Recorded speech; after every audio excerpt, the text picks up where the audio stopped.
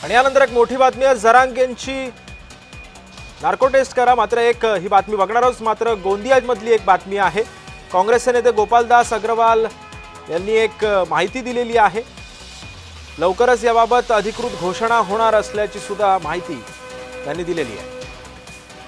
गोंदियामध्ये मविया एकत्र निवडणूक लढणार असल्याचं सुद्धा आता बोललं जात आहे। नगर परिषदा नगर पंचायत निवडणुकीमध्ये आता मविया एकत्र लढेल। गोंदियामधले काँग्रेसचे नेते गोपालदास अग्रवाल यांनी ही माहिती दिली।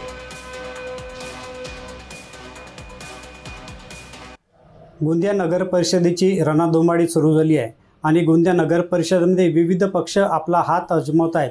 काँग्रेस पक्षाकडून सुद्धा जोरदार तयारी करण्यात आली आहे आणि काँग्रेस पक्षाची काय तयारी आहे याविषयी बोलण्यासाठी गोंदियाचे माजी आमदार आणि काँग्रेसचे वरिष्ठ नेते गोपालदासजी अग्रवाल आपल्यासोबत आहेत।